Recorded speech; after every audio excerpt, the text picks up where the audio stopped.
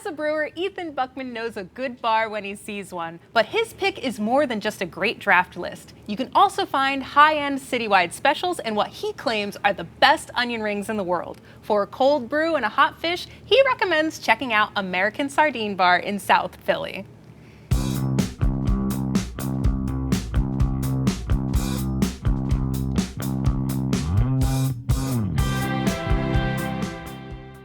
My name is Doreen DeMarco. I'm the chef of the American Sardine Bar. The American Sardine Bar is a corner bar located in Point Breeze in South Philadelphia. We are a craft, can, and draft bar, along with quirky sandwiches and crazy fun sides. Also, lots of ways to serve up sardines. I think the American Sardine Bar is known for a multiple number of things. I think it's known for always having a great list of cocktails, a great list of craft beer. I also think that when people walk through the door, they know that they're gonna see something exciting on the chalkboard menus. Because our menus rotate so often, it's really hard to get bored of what we're doing here because there's always something new and something exciting.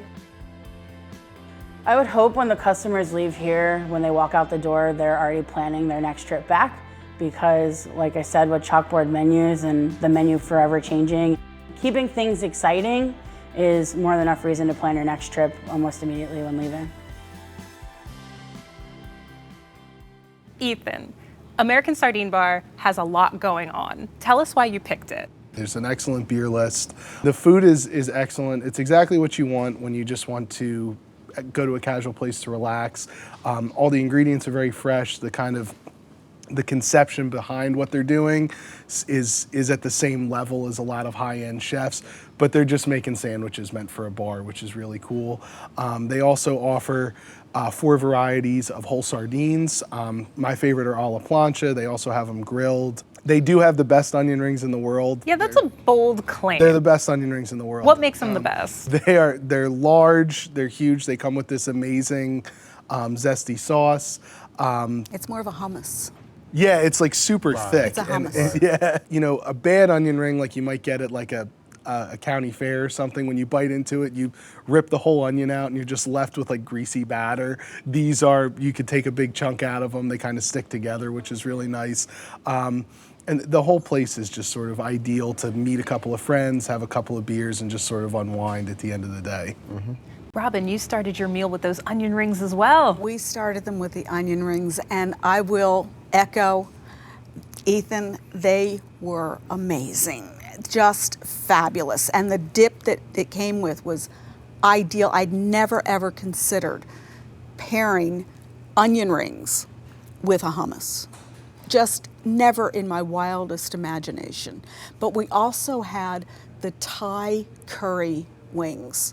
And how were they? Oh yeah, my goodness. They were unbelievably great and crisp, and it was just a great mouth feel. Yeah, the art of the deep fryer is really something over there. Beyond bar snacks. So the sardines, Randy, you got some sardines as well. Yes, I ordered all the different varieties of sardines. My favorite is the plancha. I believe that's the one with the red sauce and the capers. It has a little kick to it, would you say? Yeah, a nice little kick to it. And I don't do spice. And just it's not, hit you right here. Right there, right there. Not in the mouth. Right there, right yes. there. I haven't been a fan of sardines because I think of them as the canned things that I'll feed to my cats.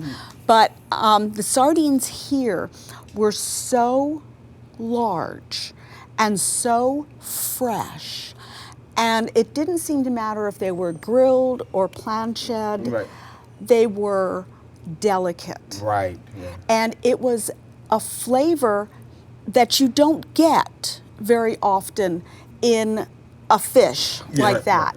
And it seemed that each of the sardines had a different garnish that went with it.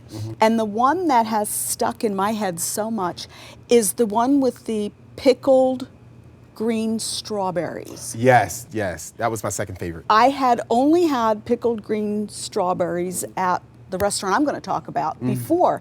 And so it was a novel experience for me to find, wow, you can do something different with strawberries other than ice cream or shortcake. Yeah. It was fun. The vegan cheesesteak. Oh yeah, and they always do have a really good vegan option. Vegan cheesesteak. And you get the option with cheese whiz. No, vegan cheese whiz or American cheese. So I went with American cheese. That was really good. The first bite, the first thing that came to my mind, are they lying? Are they lying? Is this? Are they Yes. lying? This is not vegan. This is not vegan. I had the Japanese cheesesteak, so I was in the opposite Okay. direction. I went full beef here. Right. And once again, it had tahini, which, seems to be a theme for tonight. But it had miso. I think it was the white miso in the meat itself.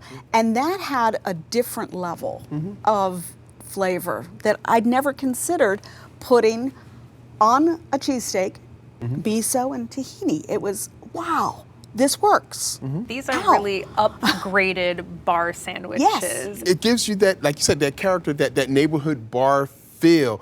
I would almost say, hinting around like a little hole in the wall. It's something you discover.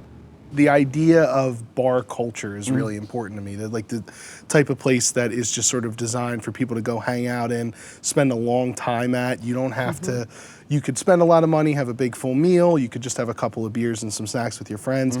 And I sort of feel like in a lot of instances you see that sort of just all-purpose like pub or restaurant kind of dying out. And you either see a high-end dining experience or just a place to go and get drunk, Right. and there's not really an in-between. Right. And they do it perfect. It's a place that you would discover. Yes. You go there, then you become an evangelizer for this place. Oh, you got to check out Sardine Bar. Go there, find it. If you don't like sardines, try the sardines because they're not expensive. Just get one plate, the plancha, and trust me, you will enjoy it. Ethan, Sardine Bar is your pick. Sum it up for us. Sardine Bar is the best possible version of a neighborhood bar in Philly. Robin, sum it up for us. I would say that when you go to the sardine bar, nobody will leave hungry. Randy, sum up Sardine Bar. A great neighborhood specialty bar. Grab a happy hour sardine for yourself at American Sardine Bar, located at 1800 Federal Street in Philadelphia, 215-334-2337. Open for lunch and dinner daily, and reservations are not accepted. The average tab per person without drinks is $15.